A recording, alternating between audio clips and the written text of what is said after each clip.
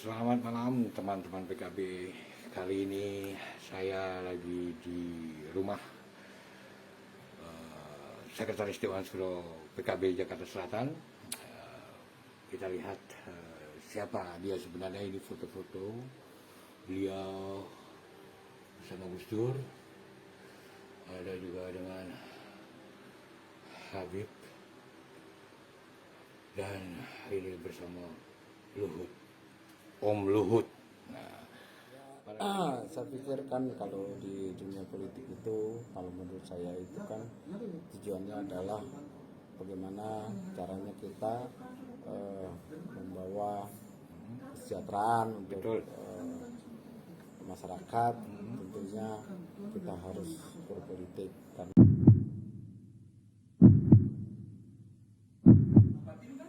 Assalamualaikum. Ini perkenalkan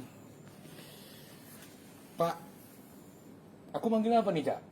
Cak Sol? Bebas, Pak, Gus? bebas. Nah, bebas ya. Iya. Nah, beliau ini adalah Sekretaris Dewan Suro DPC PKB. Jadi buat semua teman-teman PKB yang menonton acara ini, kita perkenalkan Sekretaris dari Dewan Suro PKB. Dan kebetulan juga ada kawan-kawan dari beliau yang sedang berkunjung. Assalamualaikum warahmatullahi wabarakatuh. Saya Habib Salim Jindan bersama dengan Bapak Sulaiman dan juga rekan saya dari lembaga dakwah Monggo. ya Idris. Assalamualaikum warahmatullahi wabarakatuh. Saya menemani Habib Jindan. Kebetulan lagi Habib Salim Jindan. Kebetulan lagi silaturahmi ke Bapak Haji Sulaiman. Iya. Ini memang biasa kesibukan dari beliau ini, kadang kawan-kawannya level-level tinggi semua. Yang memang sebetulnya bukan saya nih. Saya ini cuma kebetulan aja mampir, jadi saya bisa diterima gitu loh ya. Oke. Cak Sol, aku manggilnya Cak Sol aja ya. Iya. Nah, ini nih Cak Sol, kalau tadi kita lihat dari foto-foto di depan itu, kayaknya ada kedekatan khusus dengan Gus Dur. Nah, ya iyalah, saya dulu itu pernah mengabdi di Gus Dur oke. selama kurang lebih 10 tahun, pasnya 9 tahun. Itu saat Gus Dur presiden pun atau Ya, setelah? waktu beliau presiden itu saya mungkin masih kepala rumah tangga Oke. kediaman beliau gitu. Iya. Pasca beliau lengser, saya langsung menjadi asisten lah, saya bilangnya asisten pribadi beliau, sehingga kebutuhan jadwal, nah itu saya yang coba menyusun. Luar biasa. Kalau saya sih bertemu dengan beliau ini yang mengharap barokahnya. Karena saya tidak bisa mendekat kepada Gus Dur karena level saya masih jauh, dan kebetulan beliau ini yang ya kita mengharap barokahnya lah. Iya. Dan kalau kita lihat gini, Cak Sol, apa yang mendorong Cak Sol ikut aktif di politiknya NU, dalam artian di PKB yang memegang di Dewan Suro sebagai sekretaris dari Dewan Suro Jakarta Selatan? Apa yang membuat itu? Iya. Ya, sebetulnya sejak awal berdirinya PKB, saya memang berharap besar karena memang partai PKB ini kan didirikan oleh para ulama, diinisiasi oleh Gereja Firmanwahid almarhum ketika beliau jadi ketua PBNU, dan dilahirkan oleh para ulama, sehingga adalah tanggung jawab moral saya sebagai nahdliyin untuk bagaimana caranya agar supaya partai ini ke depan membawa kemaslahatan dan menjadi besar. Nah, ini sedikit nyinggung kejadian beberapa tahun yang lalu ya. Tapi bukan yang itu nih, Cak. Nggak, bukan yang itu. Itu masih terlalu sensitif, Cak. Tapi saya coba melihat begini, Cak. Fenomena pilkada waktu zaman Ahok dan Anies itu kan terjadi polarisasi politik yang sangat-sangat tajam. Di satu sisi kalau banyak orang nyebutnya Islam kanan, kalau saya nyebutnya yang politik identitas dan yang moderat. Nah, pada saat itu kan kejadiannya bahwa semua orang kan kita tahu lah, Gus Dur itu bapak pluralisme, bapak moderat bangsa kita gitu. Nah, apakah hal itu juga yang mendorong melihat kemarin kejadian saat itu bahwa para Nahdien atau para PKB juga banyak yang terbawa ke kelompok yang menggunakan politik identitas. Apakah itu juga menjadi sebuah dorongan Cak Sul merapat atau membantu PKB secara struktural di dalam?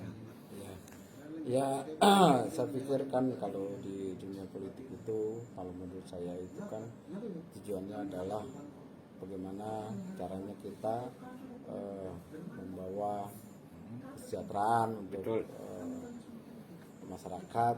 Tentunya kita harus berpolitik, karena manakala kita berpolitik tentunya tujuan kita adalah supaya kita bisa membawa program yang tujuannya untuk memberikan kemaslahatan. Terkait masalah pilkada kemarin, memang terkesan terjadi dua kubu gitu. Pada menurut saya pikir yaitu itulah dunia politik. Namun belajar dari situ bahwa kita semua ini tentunya harus bersatu manakala memang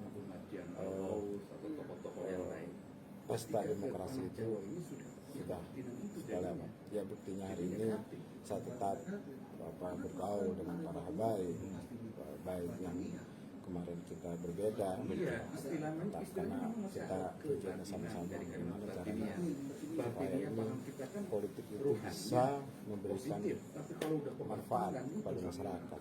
Seperti itu ya. Dan tapi kurang menggelitik deh Cak jawabannya, Cak. Normatif. Kalau kita maksud saya begini, Cak.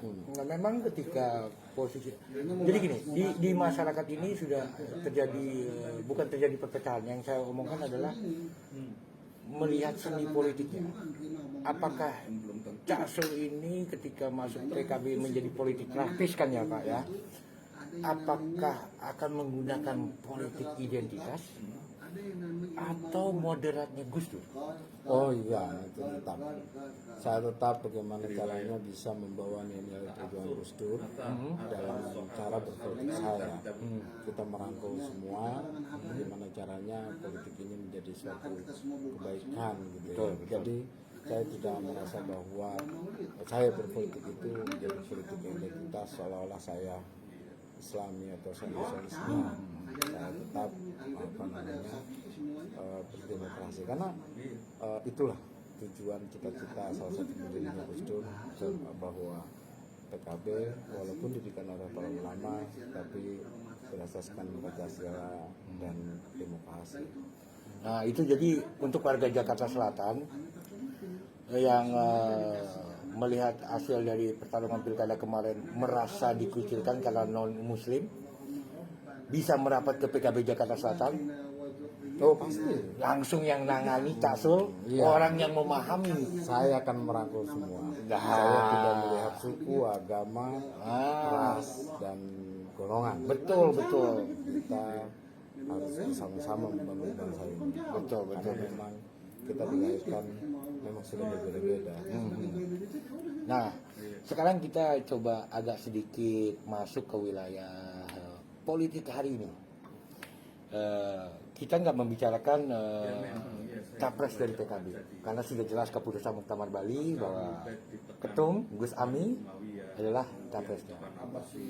Nah kemarin tuh saya sempat bertanya sama Ketua DPC Jakarta Selatan PKB, dan kebetulan di situ juga ada Sekretaris Tanfisnya Pak Sutikno.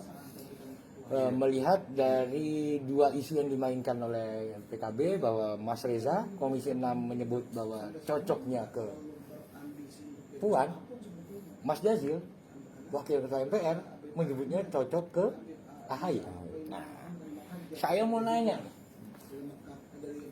Sekretaris Suro PKB Jakarta Selatan condongnya kemana? Ya kalau saya melihat dari sejarahnya bangsa ini, saya lebih kecenderungan memang yang berpaham nasionalis dan agama ya. Sepertinya kalau menurut saya lebih cocok ke PDI Perjuangan. PDI Perjuangan. Sejarahnya juga sudah dibentuk. Jadi bukan karena puannya ya? Oh enggak. Tapi karena NU dan PKB atau PKB dengan PDI Perjuangan itu sebetulnya basisnya sama, basis orang-orang bisa dikatakan bahwa yang betul-betul harus kita perjuangin kesejahteraannya. Betul, betul. Itu kalau menurut saya. Pendidikannya, kesejahteraannya, Segala macam. Ya. kesehatannya mereka. Betul, betul. Jadi ketika amanah itu diberikan oleh kedua partai ini, saya pikir mudah-mudahan Indonesia bisa maju dan masyarakatnya sejahtera menurut saya. Nah ini bagusnya nih, teman-teman Jakarta Selatan harus memahami bahwa dinamika perbedaan itu untuk PKB Jakarta Selatan sangat diperlukan.